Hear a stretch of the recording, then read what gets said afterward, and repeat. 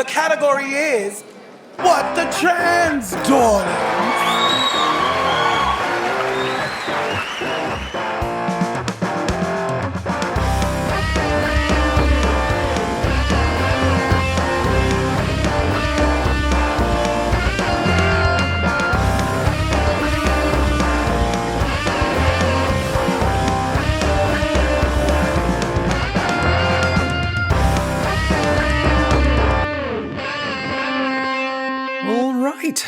Hello, and welcome to What the Trans. What the Trans, indeed. Yes, it's us. We're back once again. We're here to talk about the news, be sarcastic about it, and all of the usual stuff from us that you've come to know and at least tolerate. Thanks for tuning in. Hope you're all doing well out there. And how are you, Alex? I've sort of just been chilling out, really. We've got some work on the photo book I've been doing recently, for those who don't know. Mm-hmm. We've got some interest checks that you can check out, which we'll link on the website down below. And, it's been fun checking out the photos, and I've been working with our very own Shroomy to put some stuff together. Pull it all together. So, go on, give me the sales pitch. What is this? Basically, all of you who've been at Prides this summer, with Trans Pride London, Trans Pride Manchester, Trans Pride Brighton, London Pride, all put together in one photo book with a whole bunch of photos taken by myself, put together for a fun little thing to see what we went to see on Pride. Yes, so we're putting together a book of all these things, which obviously will be available through our website. Honestly, I'm looking forward to seeing this thing. I'll definitely chip in for one, because I don't get one for free, because I've had no part in this. The taking of the photos, the selection of the photos, the graphic design that's around it, that has entirely been Alyx and Shroomy. I've not had very much to do with this at all. So, yes, looking forward to seeing that when it surfaces. Oh, exactly. And while I've sort of been playing around with that, you've had some fun up north. Well, more north than you currently are. More north than usual. Yeah, I went to Edinburgh.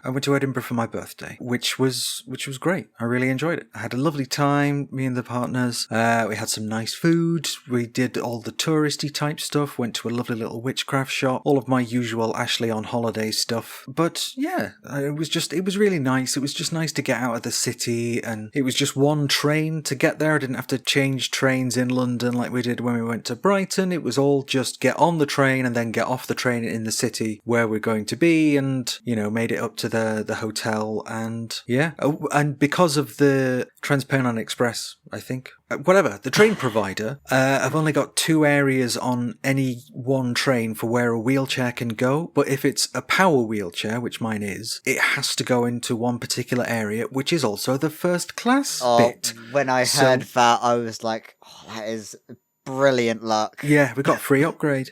Woohoo! I mean, obviously it didn't make a difference to my chair, but, the partners were both, oh, this is very lush, because the chairs are a bit wider, and there was free tea and coffee and stuff. So, yes, it was very nice. And we had a lovely time. It was just nice to just forget it all, not bother paying attention to my phone, really, and just chill out and go and do something nice. It was lovely.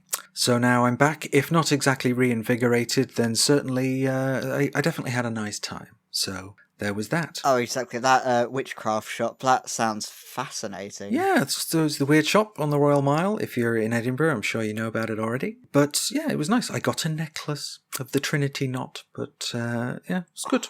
Good stuff. Brilliant. To steer us slightly further into actually starting up a podcast, the day this podcast will be released, November 20th, is of course Trans Day of Remembrance, which is never a high point in the calendar. It's always quite somber, and justifiably so. And this year there are 392 names on the list, one of which of course being from the UK on the 11th of February. Earlier this year, Brianna Jai, the 16-year-old trans woman who was murdered, and it's never an easy time of year, frankly. So I will be going to the Manchester Vigil, which will be happening on the 20th itself. Are you going to be going to one? I'm planning to try and make it to one that's on the 20th as well, up in Soho Square. So see that somber occasion. I've never been to one, so it's going to be one interesting experience, I think. Yeah, I think. And it's just to be there and to hold space and to get upset about it, and it's okay, and then go and find somewhere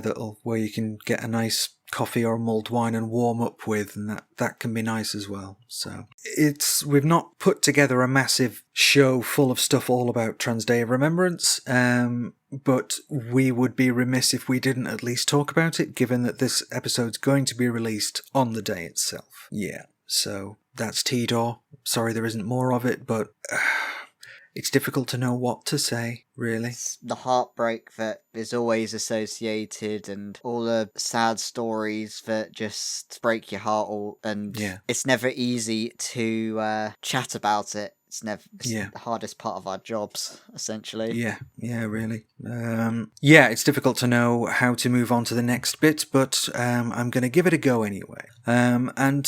We're going to start off this week with something that's actually maybe sort of kind of good news, which is the conversion therapy ban is going to be debated in Parliament. So, obviously, this is an update on something that we talked about last time, the conversion therapy ban that we are still waiting for. After all of the faffing that we described in the last episode, many in the LGBTQ community were hopeful that the upcoming ban would be talked about in the King's speech back on November 7th. Now, side note, I do still think it's weird that we have a tradition in the UK of the monarch talking about upcoming parliamentary legislation like they're trying to hype up the MCU or something, but it was hoped that King Charlie would talk about a conversion therapy ban to show that it was still being worked on behind the scenes and that we could look forward to an inclusive ban at some point in the next year. But when the speech came, it wasn't there at all. The press statement about the King's speech reads as follows. Ahead of the autumn statement later this month, the measures in the King's speech will build on the Prime Minister's priority to grow the economy, safeguard our energy independence, ensure the UK is fully securing the benefits of Brexit, and build the most competitive and supportive environment for businesses to capitalise on new technologies. Together they will help to ensure our country is more prosperous, more innovative, more secure, and ready to seize the bright future that the British people deserve. Now, I assume that the luckless palace media wonk who had to write this with either laughing hysterically or crying their eyes out. I do often wonder how often the staff of King Charles III ever think about what happened to King Charles I. Basically, that whole statement was essentially, let's continue wrecking the economy, ruining the environment, and approving the end of the UK, which will be sunk under all the oceans, and allow businesses to exploit us all with AI. It was pretty much what it says right there. Pretty much, yeah, that was my reading of it as well. However, a few days ago as we record this, the ban is now back on the table, and that's thanks to Baroness Burt of Solihull. Now, we've spoken a little about the House of Lords before, but members there can introduce what's known as a private members' bill for a debate to take place, and that's exactly what Baroness Burt has done. Burt, who is a Liberal Democrat peer and spokesperson for Women and Equalities, spoke to Attitude magazine and said, among other things, I'm more worried about trans people and what they face in terms of day-to-day prejudice than anyone else. I hate the idea of the prejudice that they're facing. I get very worked up when I see all forms of discrimination. I've got lots of friends in those areas and I love them. Now, a private member's bill does still need to go through all of the same steps as any other legislation, and on the whole they can have less time spent on them, which might limit the amount of debate that the bill gets, and it's also possible that others in the Commons or the Lords will try to water down the bill with enough amendments to kill it. But Burt remains cautiously optimistic about potential success, and the first reading of the bill will be on Monday, November 20th, which is, again, the day this episode will come out. So, yeah. Fun times in the government. I just realised it was like on Monday, November the 20th, literally the Trans Day of Remembrance. If they ever have have a debate and during the reading of it, it's got to be mentioned, hasn't it? You'd hope. I mean, I think there are a number of peers who are Lib Dem peers, Labour peers, who are fighting the good fight. I think. We'll see how it goes, but I hope that someone will at least mention that, look, today of all days, can we make this trans inclusive? The day itself then reminds them of what's at stake with what conversion therapy can cause, essentially. Yeah. But yeah, it's great to see that it's the biggest will they won't they in history. It's like the shittest romance in history. Yeah, absolutely. And it's, we approve of the fact that they're doing it, but worth remembering that the House of Lords, they are not elected, they're appointed by government or a king, and it's a system that's lasted hundreds of years. And there's always people saying, oh, we should abolish the Lords, but then they will occasionally do something good But is it like, I wouldn't trust just the Commons to do it because they so frequently do something not good. But yeah, I don't know. It's difficult to say abolish the Lords when they're the ones trying to get through some progressive legislation. Yeah, it's just utterly bizarre, that one, because you're like, oh yeah, they're a bunch of aristocratic twats. But in the meantime, oh look, they're actually trying to push through something progressive while everyone else is stepping back on everything. The Lords aren't elected, they're appointed by the government. But then, even then, they're trying to bring forth a bit of legislation that was part of a manifesto from 2019. So it does have somewhat of a democratic mandate at the same time. It does. So you can say, people voted for it, it'll be delivered. Was it in the Tory manifesto? It was. I honestly don't remember. I think it was in the 2018 action plan by Theresa May. I see. But I'm not sure whether they put it in, but I think it might have been something. Well, they put it in to say, oh, look how inclusive we are, sort of thing. Yeah. Back when being inclusive was apparently an electable thing, where nowadays somehow It's the opposite. the Daily Mail is like, no, what, you're inclusive? How dare you? Yeah, well, in fairness, the Daily Mail have always done that, but it's not the thing is, it's not a Conservative peer that's brought this forward, it's a Lib Dem peer. So if this goes through and it passes, it's not going to be because of the Tories, it's going to be because of the votes of Labour and the Lib Dems. Oh, that really takes you back to the same-sex marriage ones as well, wasn't it? Yes, that's exactly what I was driving at, really, because same thing happened there in 2015. Tories have never done anything positive for LGBT people. It's the Tories having to be pushed through it with Lib Dems and Labours getting up their arses, I think, isn't it? Yeah, pretty much. So we're not sure how long it'll take to actually get the bill through properly, if indeed it does get through. But as we say, the first reading of the bill is going to be on the 20th, on T-Door. That's going to be the day this comes out. No doubt we will have more to say about this next time. So you'll have to see how it goes in the next podcast. It takes definitely more than a week before it then is able to be debated in the Commons as well, isn't it? Yes, it does. It'll take, so that'll be, I don't know, a couple of months down the line, possibly even next year. Yeah, if there isn't an election that's brought up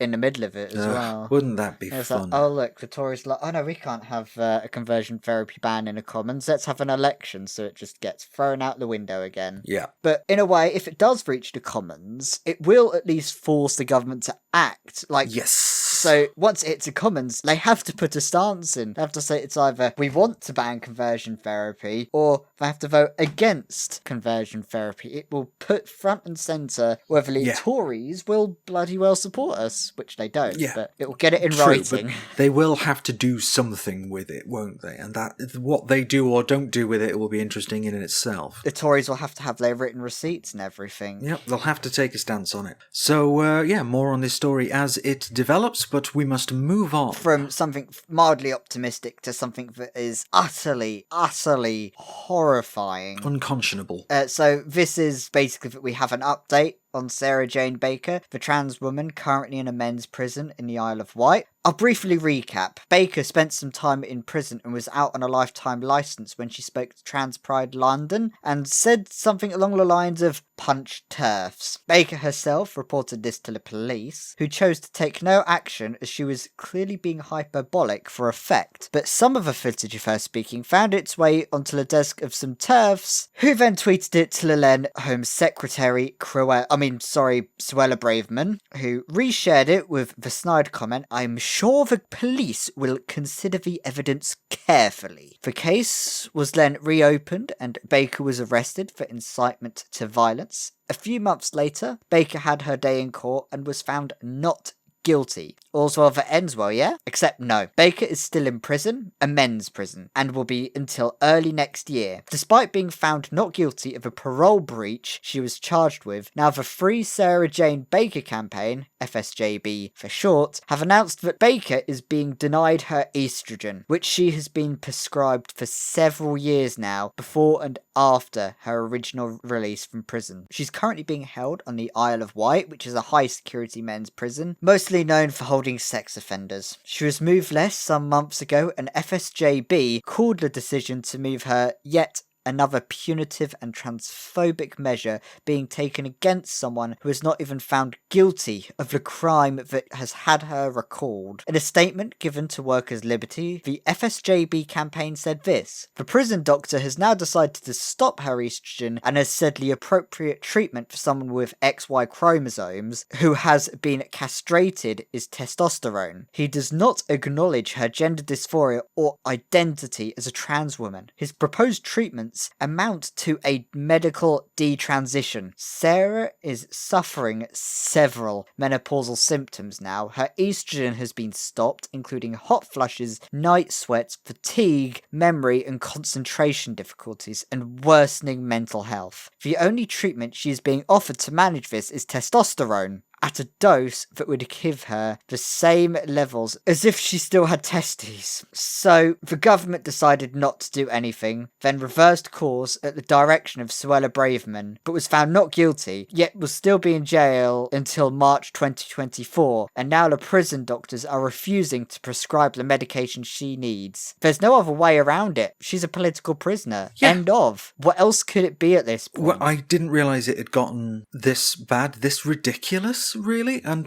it's so obvious that she's being treated like this because she is trans, I feel. Because why else would she be? It's like they're trying to put her in the most danger possible. You know, she's been transferred to a high security men's prison that's well known for holding sex offenders, and then they've, managed to dig up the most transphobic possible doctor who is prescribing her in opposition to what the GIC and what the Home Office's own guidance says. And this is like the GIC as well. Like the one people who you can barely get to give you fucking hormones. And even they're saying, give her bloody hormones. And they're ignoring her. When Anita... It boggles the mind. It really does boggle the mind. There's no justification for this. This is unconscionable. Frankly, how, they can't keep getting away with it, for Christ's sake. I'm sorry to go all Jesse Pinkman when he's talking about Walter White, but they can't keep getting away with this. No, this is just utterly spiteful. I was, when Anita told me, like, a month or two ago, I was just speechless. I was like, what? Yeah. They're doing... Can you repeat that? Because I was bloody well sure my signal was fucked up. But no, it was just the news. Yeah. This is because of Suella Braverman. Yes. And she's gone. Thankfully. But this is her legacy. Now a trans woman is being tortured in a prison because of her. Yeah, exactly. And that kind of, the cruelty of it is, I'm pretty sure the prison service could have gotten away with this under several other previous Home Secretaries. And just as an aside, it is a relief that Suella Braverman has gone, although there's a certain school of thought that says that she deliberately pushed it so the PM would fire her because she didn't want to do the job anymore. So she said, right, well, if I just go too far the other way and encourage far-right protesters around the cenotaph, inciting riots, then he'll have to fire me. And fine, she got what she wanted, but still, god damn. Let's incite riots, torture a trans woman just to get fired. It's just put in your resignation instead of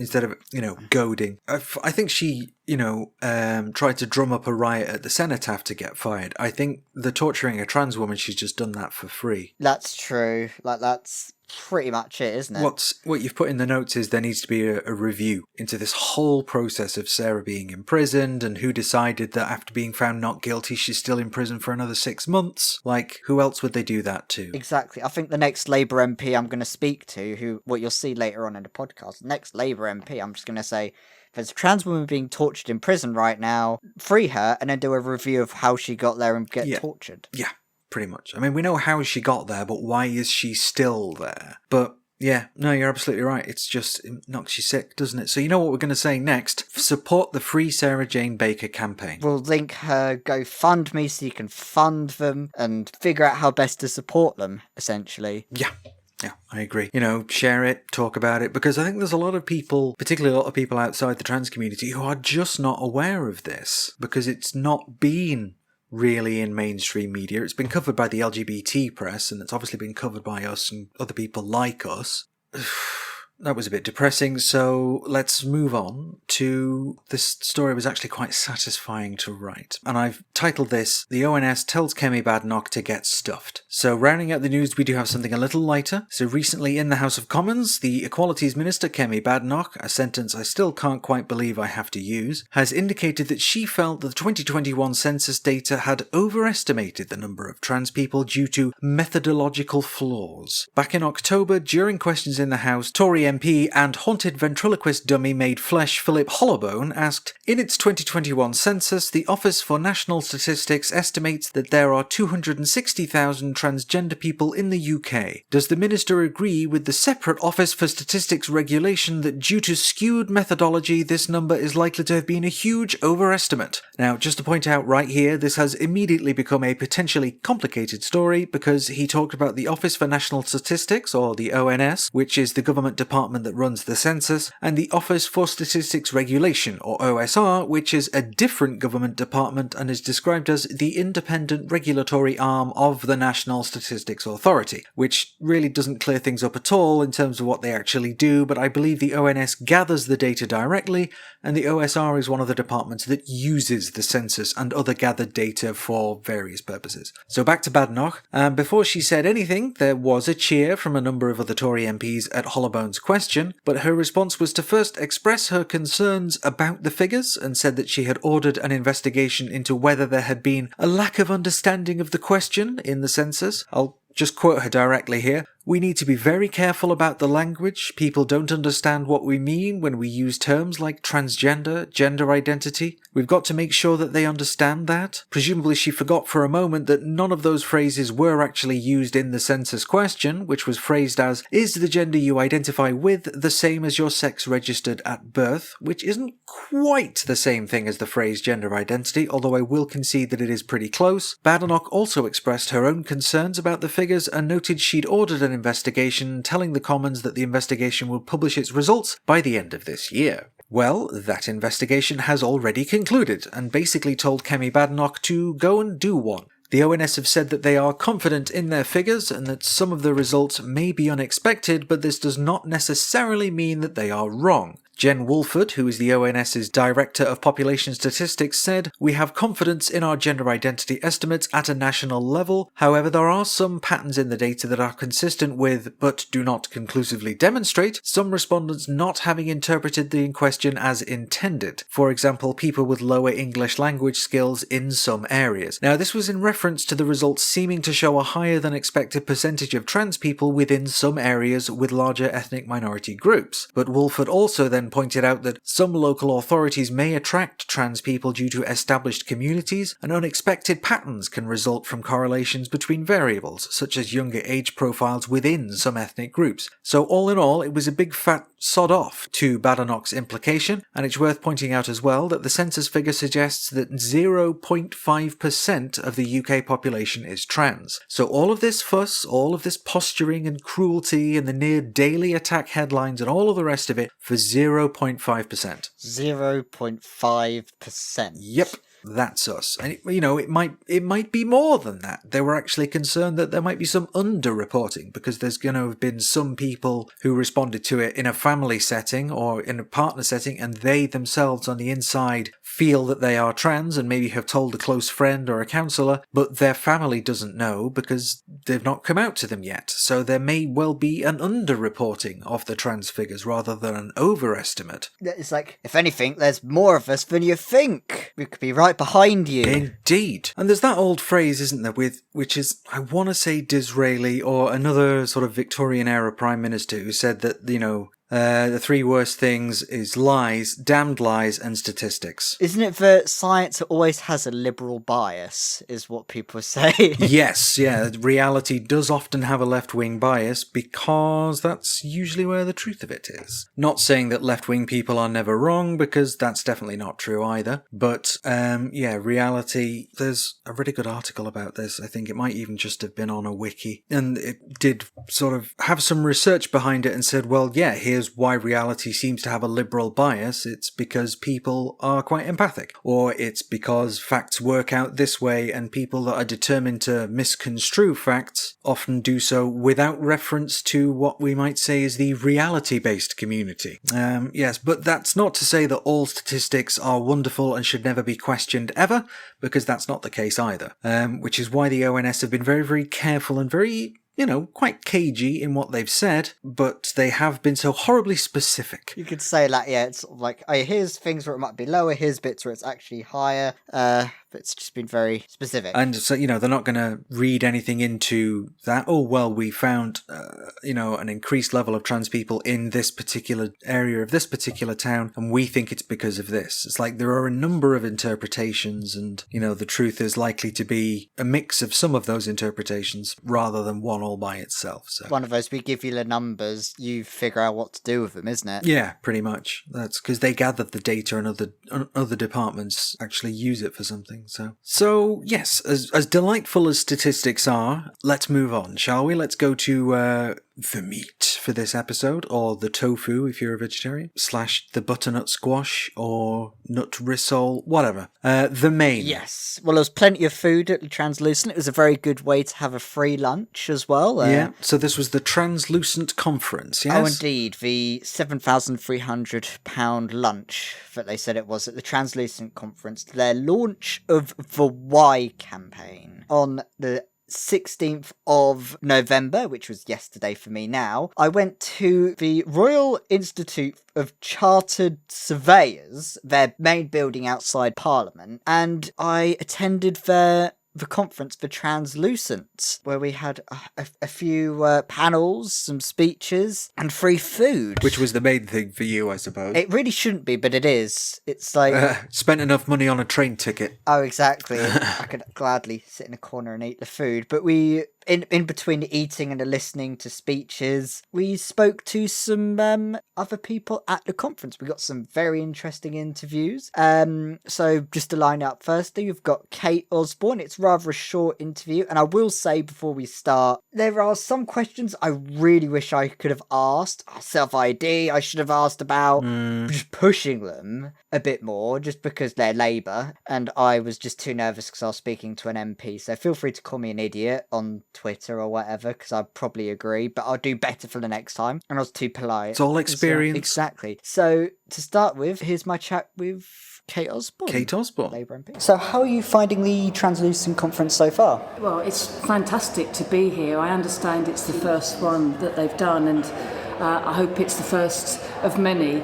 I think what we're hearing so far is how difficult it is for trans people to, in so many ways, to go about their everyday life, to be able to deal with the rhetoric that we're getting currently from this government that is very much anti-trans, from what we're getting from our media, our mainstream media. And so it's fantastic to see that we have so many people here from the police showing that they are trying to do what they can in terms of supporting trans people around hate crime, which is on the rise. So yeah, it's just great to be here. I suppose another thing is the Translucent's known for speaking to the EHRC and such, and given some of the things they've been doing recently, what's Labour's stance on the future of the EHRC? Like, will a whole lot get sacked in the next election, essentially? Well, I have to say that I've done quite a lot of work looking at the work of the EHRC in my position on the Women and Equality Select Committee. I think they can be doing a lot better. And I'm pleased to see some of the recent changes within the personnel leading on the EHRC. I think that's helpful. Yeah, I think maybe some reform needs to be in there.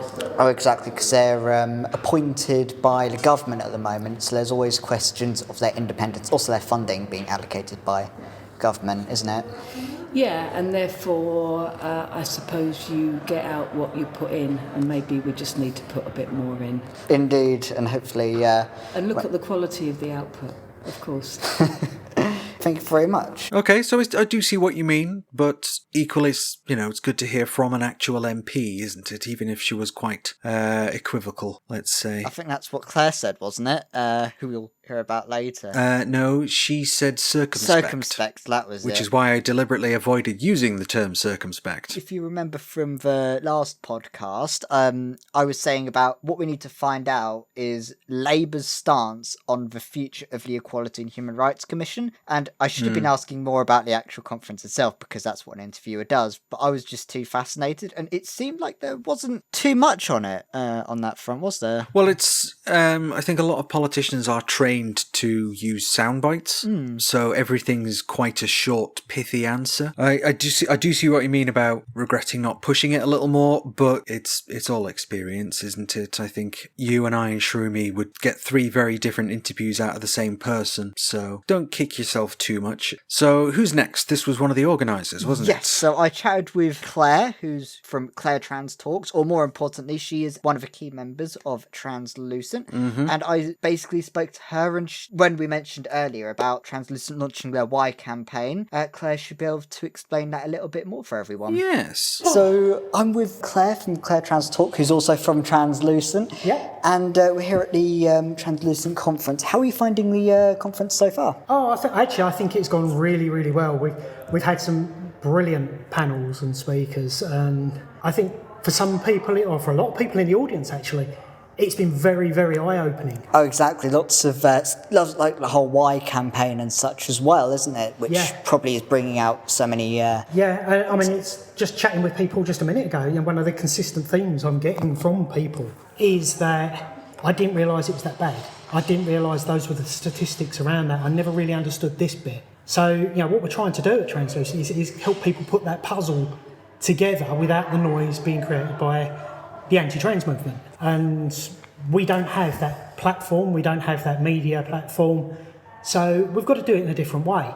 And actually, this is where talking to the likes of yourself from, What's the Trans and other trans creators and, journalists and media people gets the word out, not just to our community, but to our allies who maybe don't fully understand, but, want to know more. And that actually filters out more into the wider public. So I think on that basis, you do the tell one person, they tell 3 other people, they tell 3 other people, and we get the right information out there, which is really good. But yeah, the array of speakers we had, and the Equality Act panel, I think was just brilliant. So for the audience may not know what this Why campaign is, could you explain to the audience what the Why campaign is? Yeah, effectively, what we've looked at and what we've tried to kind of impart is, why are trans people being targeted? Why now? Why, with the issues that are being focused on, why are they doing it? And each panel that we've had has looked at a little different aspect of each of that. So the hate crime panel, for example, where we didn't just focus on what is hate crime and how to better deal with it. We had some interesting suggestions as well from the audience and from the panellists, but it was also focused very much on, why are the media doing what they're doing? What is the volume and the extent of the hate that we are actually getting from the press, and how is that now perpetuating out? And I think that actually shocked quite a few people. And likewise with the conversion therapy panel, we saw it with the healthcare panel, and actually I think interestingly, given the attacks that we've actually had, I think the Equality Act panel was actually probably one of the more positive panels, which seems bizarre given what's going on and how people are, people like in the HRC are trying to take away and target the Equality Act, that we've got the luminaries have really been involved with both creating it, administering it, interpreting it, all agreeing that actually it's working very, very well and working as intended, and it is very, very robust. Okay, I think you mentioned the EHRC are trying to disassemble what we already have with the Equality Act. Yeah. I think when I asked Kate Osborne earlier about the future of the staff there, those the fuck it up Falconers and such, and I was like, are you going to sack them? She didn't really commit to agreeing with that. What are your thoughts on that? I would say Kate's probably been very circumspect. Speaking for myself, we've obviously, I was the person that did most of the work exposing initially the EHRC and trying to get the UN to actually take action against them. I think the only way to bring it back on track, personally, is to get rid of the lot. The board is fatally compromised. Not necessarily at staff level, but maybe some of the senior staff possibly. Anyone that's basically as much as I'd say, a Tory political appointee has got to be viewed as being massively suspect and untrustworthy. And that's the approach we're going to have to take. It needs root and branch reform, and we're only going to do that by actually cutting out the deadwood, and it's full of deadwood. Oh, exactly, and changing how their appointees are done, so even if Yes. Labour want to steer them right, isn't it? Yes, oh, absolutely, yeah. One of the big failings, and it's not just, I think it's been most prevalent and visible in the EHRC, but we've seen it with Ofcom, we've seen it with the Charity Commission, we've even seen it with Ofwat and Ofgem, and the BBC, funnily enough, is parachuting political appointees, that are operating from a Tory ideological perspective, has destroyed these public institutions. They've literally taken these institutions that we've all been relying on for years and gutted them from the inside out. And how do we come back from that? We've only got two options. We've only got root and branch reform and get rid of the lot and treat them all as a purge, basically, or we scrap them and start again. And sometimes it's easier to destroy and rebuild from the start than it is to fix an organisation. I'm not quite sure which is the preferred approach. I would like to see the next government, hopefully it'll be Labour, I hope they will take the approach in terms of gutting it and actually let's get some people who actually know what they're talking about, that are actually representative and actually interested in delivering equality, because the current lot certainly aren't. Yeah, because Labour at the moment have sort of U-turned on a self-ID policy, hasn't it? So it'll be interesting to see if they do something like that. I've got my own thoughts on that. I do think there's an element of mollification going on. Does it present us with an opportunity? Again, speaking personally, I think it does, in that we're now in a position where even if we advocated for full self-declaration, I don't like the term self-ID, demedicalisation, self-declaration, that's what we've got to do. But with the 7 years plus of noise that we've had from the media and the anti-trans brigade, we're having to go incrementally and step by step now, which I think actually in some ways we probably should have done from the start, but we are where we are. So I think it'll be a case of, okay, how much can we demedicalise the process in the next couple of years after Labour get in? What can we then take from that and build on the next level? And from a strategy perspective, I could see it, going, okay, we get a doctor, one single doctor bit, no lived experience, statutory declaration. That then paves the way for, okay, the next bit, there's no issues, 18 months in, let's get rid of the doctor bit. Okay, no issues, next bit in, how do we then wrap non-binary people into it for legal recognition? And I think very much the phased and iterative approach is going to be the approach we have to take. And I don't see it so much as a U-turn as let's do it at a slower, fresh start. It might not be what we want to happen as a community. I would rather see full-fledged self-ID in tomorrow if we could do it. That's the reality of the situation. It's something we at Translucent have always advocated for. However, we also need to be realistic around the situation that we're currently in and what our allies and those in positions of political power are willing to do, because they're playing juggling games as well. This is all political games. And it's taking the teeth away from the anti-trans movement first, and then actually let's start rebuilding, and we are going to be rebuilding. And let's give it a solid foundation to rebuild on. Brilliant, yeah, and I suppose with the Why campaign, is there going to be more stuff after the conference with the Why campaign? You've seen some of the boards we've got around. We're going to start promoting those. We've got some articles that we're kind of looking at, talking around. There's the work I'm doing. It's kind of our current push that we're going to everything we're going to be talking about, at least for the next 3 months or so, is going to be around why. And if the culture war kicks off, we will ramp it up. The Why campaign will be we keep that going and let's kind of target the misinformation. Why are they doing it? It's because of this.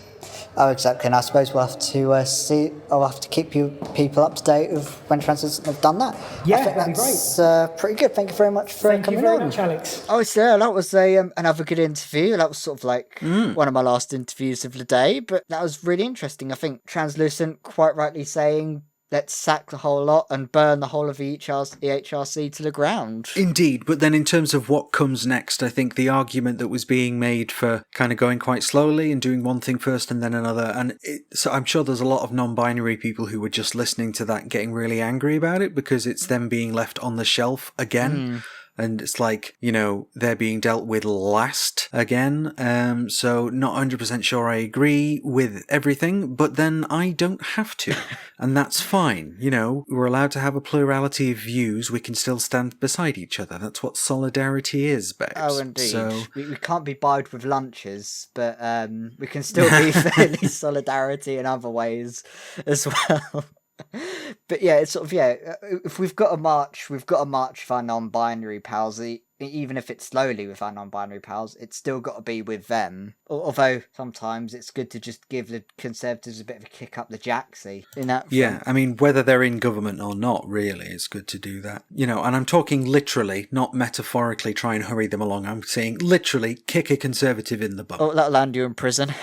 Oh yeah, oops, silly me. It's not what it seems like, Ossifer, I can explain. Some of the bits we aren't too convinced about with the moving slowly, but we also spoke to, and I spoke to another person who also didn't seem too convinced by the Y campaign itself. Spoke to Josephine. Josephine O'Carroll, your pronouns are she, her. So what brings you to the Translucent conference today? Well, I've been part of the trans community now for about the last 14 years. And I haven't been to one before, and it was just a good opportunity since it was in London. Oh, indeed. I think I haven't been to a conference like this myself either. It's sort of the only thing that everyone keeps comparing it to is the LGB Alliance, isn't it? So how are you finding the conference itself? It's a pity it's so short, and because of that, there wasn't really an awful lot of time for questions. I mean, there were questions I would have liked to answer, and I think there were lots of areas which weren't covered. But again, it's when you're cramming everything into 45-minute, 1 hour sessions, it goes with the territory. As well as part of it, this being a conference chatting about all the stuff and then everything, what are your thoughts on the Y campaign they also launched today at the Translucent conference? I'm not sure it's a question which will get much traction. All right. I mean, in the wider community, I mean, in public, I mean, I think most people inside the community know why, but it's not the sort of thing which is going to appear in the Sun all the time. So not going to get much traction in the trans community or Sun? No, I mean, it's like most things. You talk about the trans community. The activist part is a small kernel in it, and it's like myself. I mean, I sit there on the browser in the morning, and I go through Twitter and all the groups. So sort of, I'm very much. I think most people already know most of the things which came out at the conference today, but in the wider community, people just get on with their lives, and I don't think they won't sit in the mainstream media, and they don't read it much on the social media. So it's which is unfortunate. But, all right, thank you for coming on. It's all right. Another quite short interview. You had some thoughts about what Josephine said about the activist members of the community, didn't you? Yeah, indeed. And I think what I said to Alex before the microphones were switched on was suggesting that there are activist members of the community and then everybody else, and that at no point do those things meet. Like people that have a full-time job and a family and have kids to go home to or look after, or they're, got caring responsibilities, or they're involved in a local choir or whatever, can't then also be involved in writing to politicians or turning up to protests, suggesting that those two things are separate, and I don't think it's that simple. No, you can do your own little bit. Everyone's an activist in their own way. People bring their kids. Well, some trans parents have to fight as well. Family is a part of a fight as well, and we should include everyone. Yeah. People contain multitudes, and I don't think it's I don't think it's very fair to say that activists in the trans community are so different and far away, because it's just not that simple. But it's good to get a plurality of views, isn't it? So who was next? Who else did you speak to? I managed to also catch to Peter Tatchell, someone who there's probably a few opinions about, but One or two, yeah. But I managed to catch him, and I thought, you know what, he's there. I'll grab him as well. And yeah, why not? This is what his thoughts were on the conference. All right, so I'm with Peter Tatchell, he, him, and really Translucent conference. But Sia, what brings you to the Translucent conference today? At this moment, when trans people are so much under attack, it's really important that allies and friends stand with the trans community and support organisations like Translucent. So that's why I'm here, to show my solidarity. There was like a huge thing about allies getting involved in all of this. And so how are you finding the conference so far? Well, I think for anybody who is not here, to me the big takeaways were the trans healthcare crisis. That there are over 39,000 trans people waiting for their first gender clinic appointment. And the average national wait time is 26 and a half years. I mean, it's just absolutely unconscionable that the NHS is treating trans people in this way, and that politicians have failed to fix it. I think they brought up the Caroline Littman and such, and her family came in to chat about it. And as part of the conference was also the talk about why is there so many, why is there such a big wait time and such, and asking. And the whole campaign is about why. What are your thoughts on the why campaign that they're launching at the conference today? Well, it's really important because we have to ask the question why.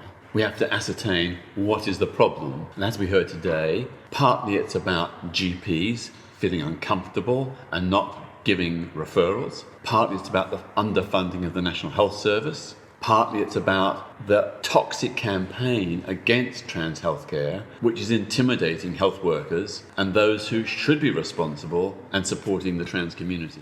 So he's right about the waiting lists, isn't he? Exactly. It's, well, as I said, unconscionable, horrific. We've used the word horrific a lot in this podcast so far. Well, that's the second use of the word unconscionable, and it's definitely because I was listening to these interviews earlier on, and that word stuck in my head because I used it when we were talking about Sarah Jane. Yeah, like people can have their own opinions on Peter Tatchell, and we do. But he was there, and he is right about needing allies, I feel.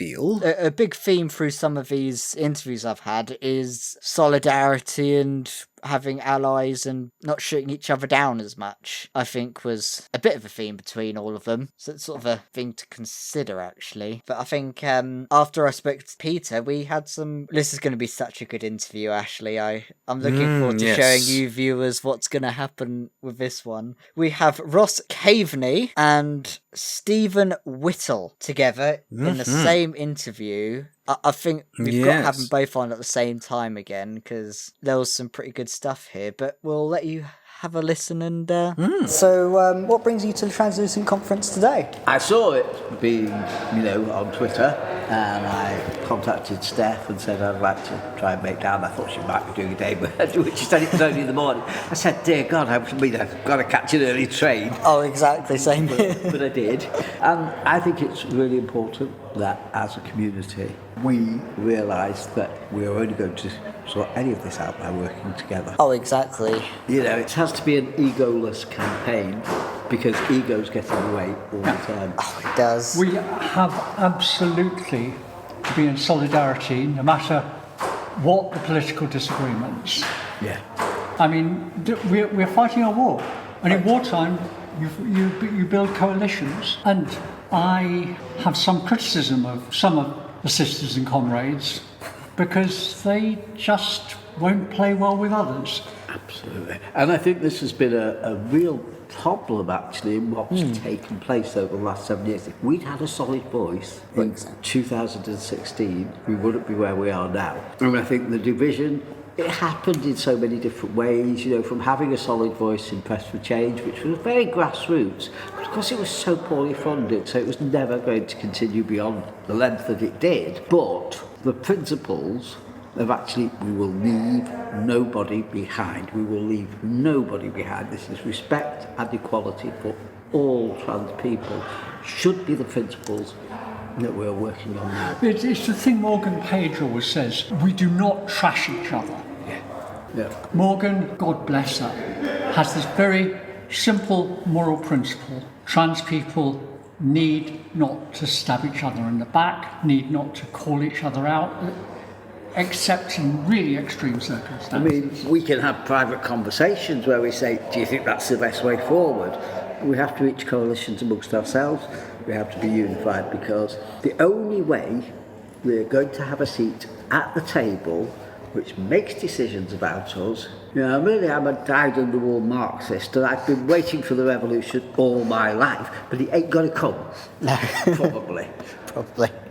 So the only way we're going to get things changed is by having a seat at the table. And the only way we get a seat at the table is by doing what is required to get that seat at the table, presenting yourself in certain ways. Do you remember the meeting in 1998 when they announced the Intergovernmental Department meeting? Right. And Roz was one of the 7 people who came to that meeting. There was a row of civil servants sat on the other side of the table, all looking like scared rabbits. Scared rabbits? Yeah, because they thought we must be really weird. Yeah. And we walked in, we had a parent, we had a young trans lawyer, we had a seasoned journalist from a really good, they had me as an academic, we had Jane as the person from GLAD, the association. Yeah. We had a table, our 7 people went in, we were given 20 minutes, we left 3 hours later and went to the pub with those civil servants. Yeah. I mean, the thing is, I'm a mad radical who used to be a civil servant, so I could talk civil servant. And I'm, a mad radical who's learned how to be a lawyer, so I can talk to the right people. I keep saying to kids, just stop the black balaclavas, because you make us look like the other side, and we're not the other side. We're this side, we're on the side of reason, not the side of the revolution at this moment in time. You can be anti-fascist until you're blue in the face within the context of an anti-fascist demonstration. I'll join you, I'll put on any balaclava you want. But when we're doing this work, we have to present the reasoned voice in the room, the grown-up voice in the room. We have to be grown up. Yeah, you have to open things out. What they will do to us, they will do to you next week. Yes.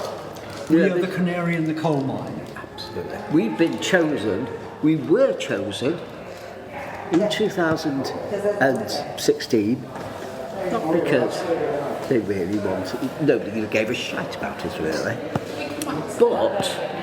but the evangelical churches in America had been looking for the wedge point to bring Trump in, saw us, saw the gender recognition reforms. The Family Research Council actually announced their intention of using trans people as the wedge issue to break the coalition of women and the LGBT movement. Absolutely, to break that apart. Exactly. And some women have positively collaborated with that because it's been money. Because they want, a lot of them are as old as us, and are looking for one last victory before they pop their clogs. And if that comes at the expense of everything else, they will. And I say for some of them, they have been people who wrote feminist, they wrote the articles about feminism, etc., and suddenly they weren't fashionable any longer. And I can think of certain people who I used to count as my friends who suddenly started writing anti-trans stuff, and you go, hold on a minute, where did that come from? And one of them actually said to me, I work as a journalist. I need to earn money as a journalist, and I'm getting paid for this. I remember just going, I suppose she's right, but do you throw away everything you've ever believed in? Exactly, just giving away our rights for money, isn't it? But I also understand that people need to earn money. So capitalism, am I right? Absolutely. So the evangelical churches came in with wadges of money, carefully targeted, supporting particular right-wing principles, and we became their wedge point. We were the wedge point in the States. You're being a bit kind to some of those people, frankly, but I mean... I'm probably being a bit kind. Yeah, well, that's because obviously I went through the sex wars at the London Lesbian and Gay Centre. Yeah. So I have a slightly different perception of them, and I went through Leeds in the 70s. Mostly for me, it's been a very sad thing to watch, and I had to see friendships that I thought were probably for life no longer be for life, because not so much me. I've always said this. I've done this for years. I've got a really thick skin, and water flows off it.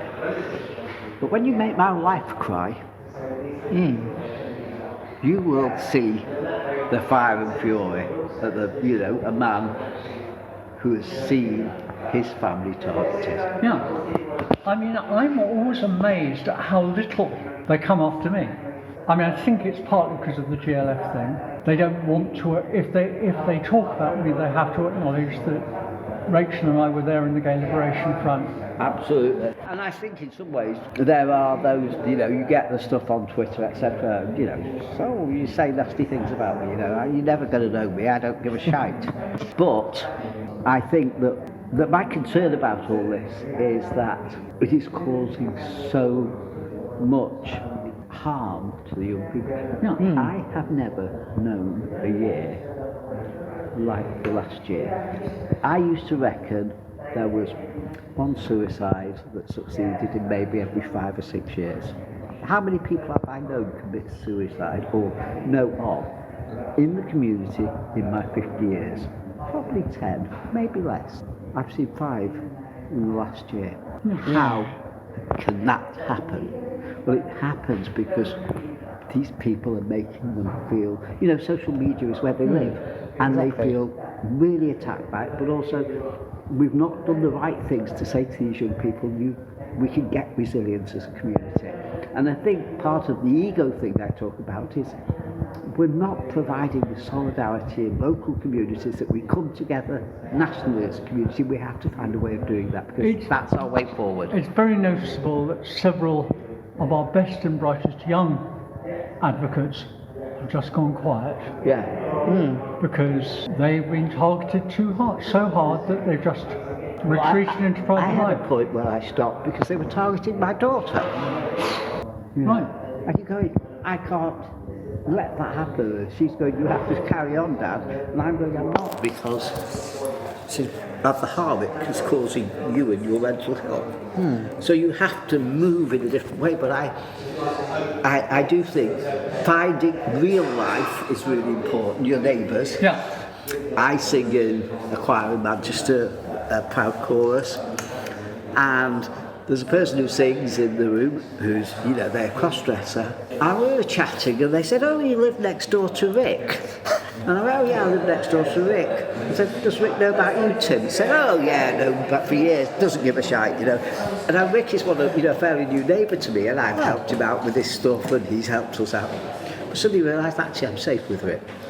It doesn't matter, does it? He probably knows it. Yeah, exactly. I've always been very lucky because I have this entirely other community, science fiction and fantasy. Yeah. Because, when I first transitioned, a couple of my writer chums came along with me to a big science fiction meeting the first time I appeared in those circles as Roz, and there's never been a problem. Yeah. With the science fiction circle, you're probably really excited to see Yaz come into Doctor Who, aren't you? Well, yeah, but I mean, I saw the first episode of Doctor Who. Do you know? And they put it on twice. Do you remember?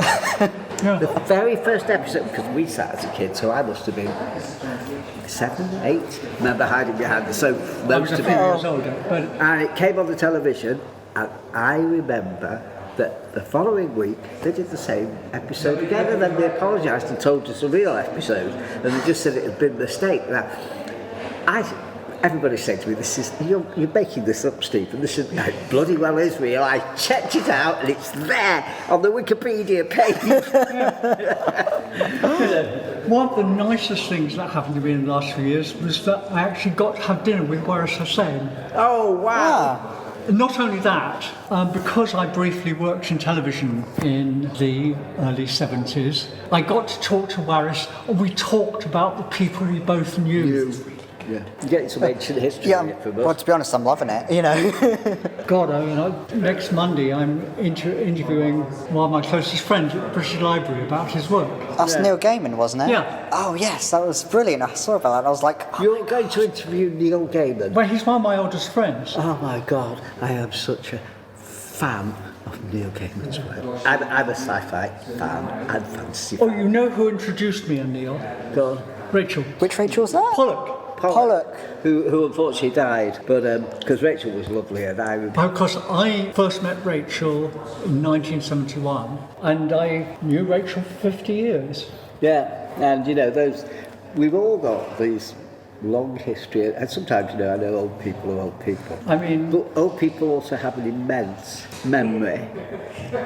I think sometimes, I don't know about you, you might disagree, but I think I would like many of the younger members of the community to do their work. Oh, exactly. Find out that they do have people like us still here and still doing. I managed to actually have some sort of relationship with some younger people. Yeah. Well, I mostly do through my kids. Yeah. Who have more trans friends than me nowadays. Seems like every friend they have is trans. Well, I mean, it's like people I know, like one of the members of my quiz team, the quiz team I'm part of, has a trans daughter now.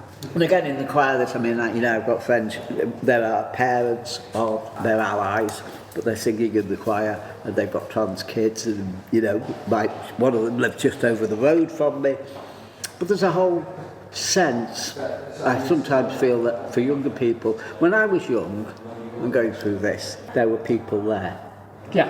that I looked up to because they were still alive and they were still doing. And we've begun to lose those people, but, you know, we mustn't forget them, like Mark Rees this year, like Rachel this year, Andrew Lumsden. Andrew, all these people. But at the same time, some of us are still here and we're still alive and we're still bloody kicking, and they need to realise that I always say with my children, I am not there to ever tell them what to do. I'm there to catch them when they fall. Oh, exactly. And I think for the community, they need to remember they're there to catch them when they fall. You know, I said somebody contacted me this week over the failure of the registrars to do their job properly. I'm there to catch them, and to help them sort it out. And also because they have insights we don't necessarily have. And it's Absolutely. always useful. What I love about hanging out with younger radicals is that they have stuff to teach me. Yeah, absolutely. And I do think that I have always taught in universities, and I've always started every year by saying, we are all adults in this room. I listen to you, you listen to me. That's the deal. I need to learn what's going on in your lives, your prospects, how you see all this working, what you read, what you digest, how you understand it, because that's the way I develop as an individual. Some of the young, really young trans people, I mean the 20-something, it's one of the interesting things is the COVID kids. Yeah. The people who transitioned during lockdown. COVID, That's absolutely. me. Who saw that as a space. That, Yeah. Oh, exactly. You had the time to explore it and everything as well. So, given the Why campaign that Translucent are launching today, what are your thoughts on the Why campaign? Well, it's a really good question. Great set of initiatives. Yeah. And the question of why are we not doing? Why are we in this situation? Why have things started to go so bad, or appear to be going so bad? And I actually don't believe it's that bad, because I still think there is an innate solidarity amongst us. And the other side, I'm afraid, is fracturing badly. We're smart, pretty and funny. Absolutely. Too true. So it's always nice to see those two around, isn't it? Oh, indeed. And they've known each other for so long, and you can tell, just with all the little asides of, do you remember this and that? Oh, exactly. You ask one question, they were speaking for about 15 minutes before I could ask the next bit. That kind of experience it doesn't just come from nowhere, you know?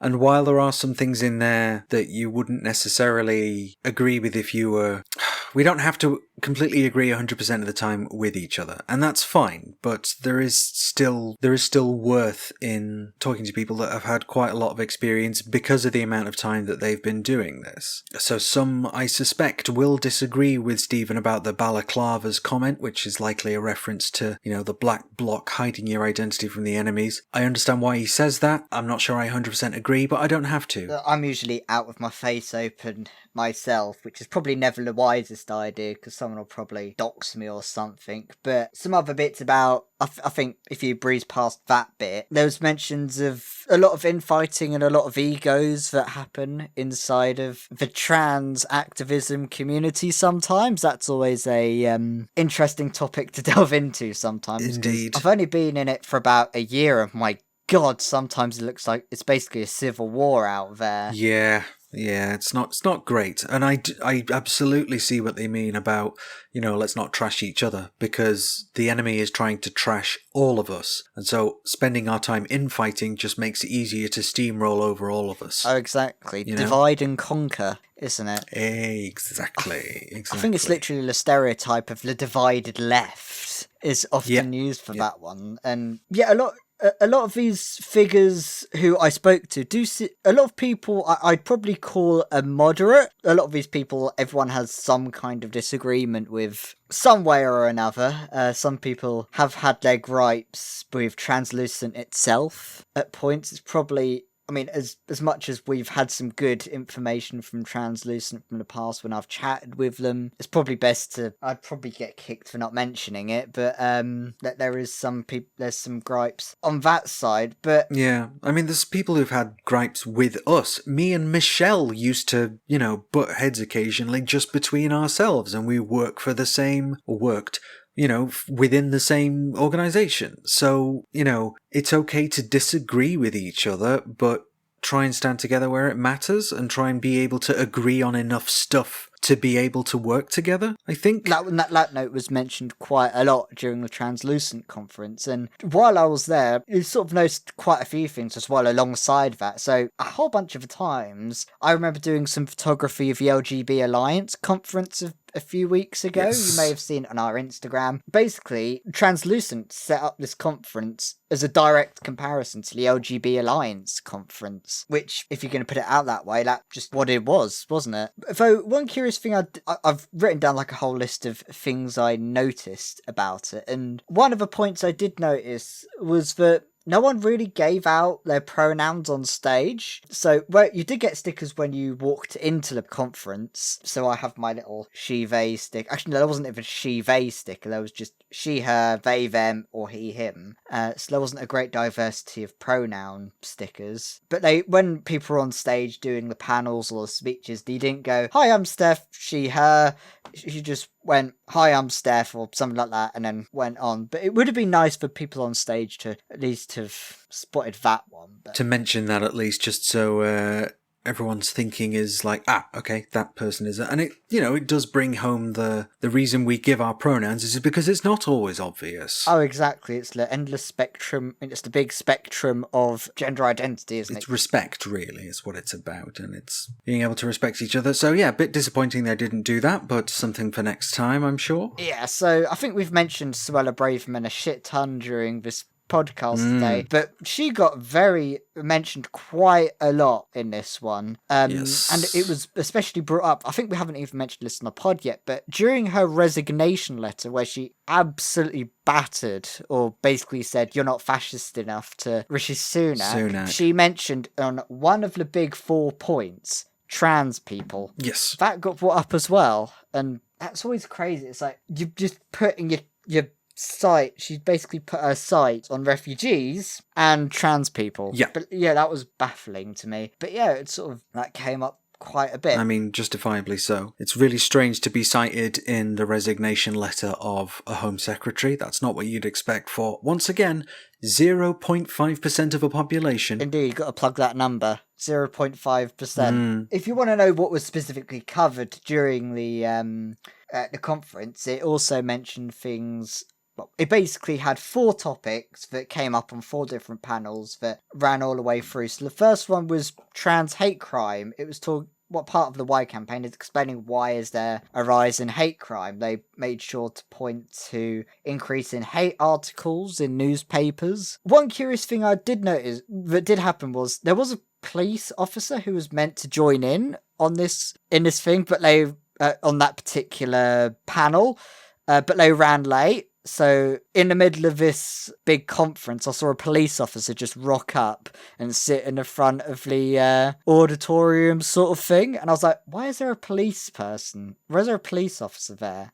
But the fact that they invited a police officer, if you're somewhat ACAB or all cops are bastards leaning, you may not, it may not give the most fans for doing that. Yeah, it's not the best, I feel. 1312 everywhere. But I kind of sort of guess I get it, but I don't have to approve. Yeah, I think at one point they were handing out bits of paper to say, give some feedback about the police on a trans feedback. And I was like, there's a few things I could say, but nah. Yeah. It's probably best not to.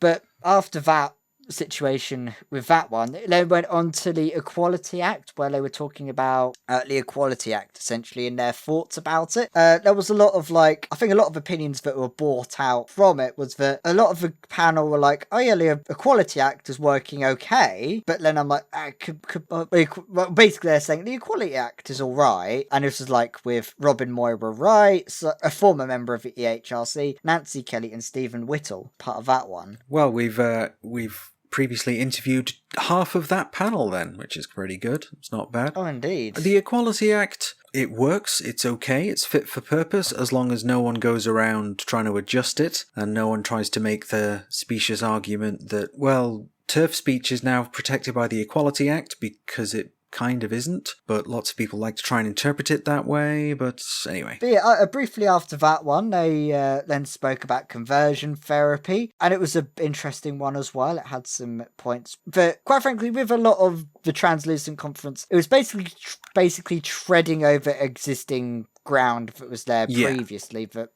when I was there, I'd heard of it all before. I'd seen all these facts and figures. It seemed like they were trying to cater to a cis sort of audience. Yes, I see. Rather than it being an event for trans people and talking about the stuff that matters to trans people, which may well be some of the same things, it's specifically for cis people and allies to try and wake them up. Essentially, yeah. So that was sort of basically the summary of the stuff there. And then briefly after that, we had this one was certainly a more fascinating one, which was they were talking about healthcare as well. They had Helen Weberly, who you may know from Gender GP, some members of a Translucent team, and probably the most important to bring up is the parents of Alice Littman, which was probably the biggest insight that should have been there. Yeah, quite. For them to be there as well, I think that must have been pretty rough going for them, I think. But having that voice, because obviously Alice can't speak for herself now, but being able to sit there and say, look, this is one of the things that contributed,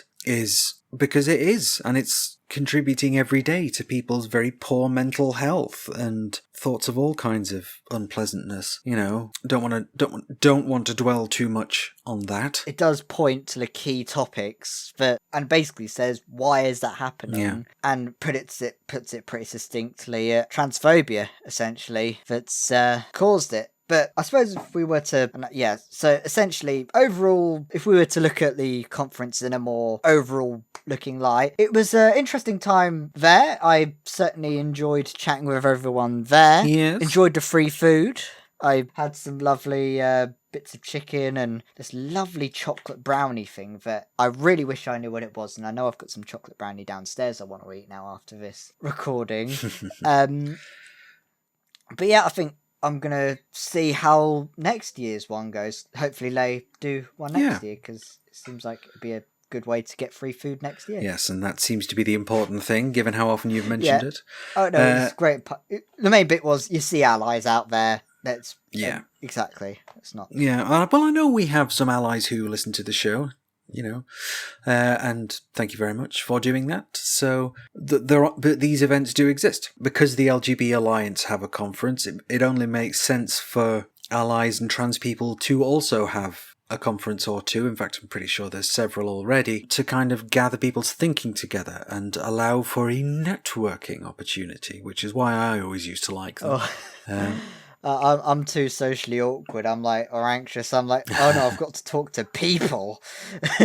No, I just sort of barged ahead and, hello, I'm Ashleigh. Can I talk to you for a minute?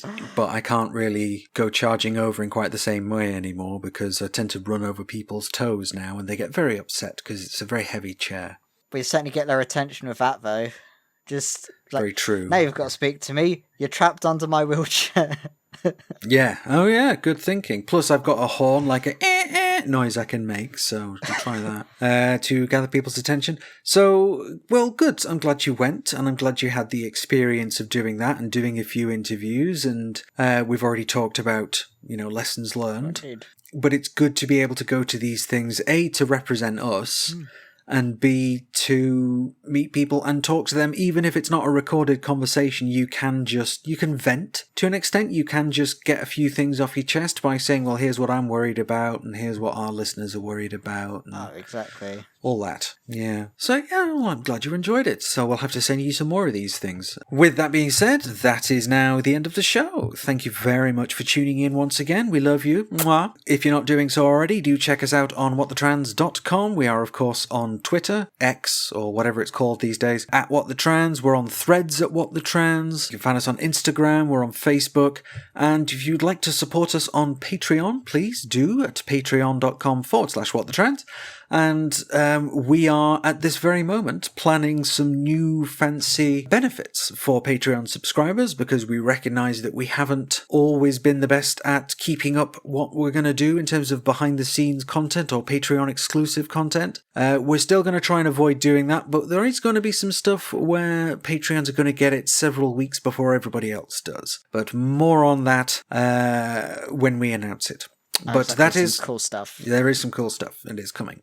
But yes, thank you for sticking with us. And we'll speak to you next time. Thank you. Goodbye. This episode of What the Trans was written and produced by Ashleigh Talbot and Alyx Bedwell and is edited by Ben Swither. We would especially like to thank our producer-level Patreons who are Matty B, Squidzina, Setcat, Jane, Roberto de Prunk, Rose Absolute, Sarah, Catherine Halkett, Sina, Kiki T, Derek, Sky Killane, Eric Wildman, B, Jude, Monsieur Squirrel, Fergus Evans, Anubis the Jackal, Kamina, Brandon Craig, Jenny, Break the System, I always get that one, Sean Phillips, Heidi Reardon, Ezra, Sophia Lasixth, Lintel, Philippa Teprog, Alethea Aurora, Sadie Chagol, Clara Vulumi, Amelia, twitch.tv/kspacegaming, Tabitha Joe Cox aka Candy, Zeph, Fiona McDonnell, Torikuso H, Murgatroyd, Ontologically Unjust, Stella, Cindergosa, Rebecca Prentice, Crazy Richard, Dan Oblivion, Florence Stanley, Helen, Chrissy Jarvis. Welcome back to Get Back in the Kitchen. Today we'll be baking cranberry sauce. Yummy. Nick Ross, Alice Chalkley, Melody Nix, Fiona Punchard, John, Nick Duffy, CB Bailey, Gordon Cameron,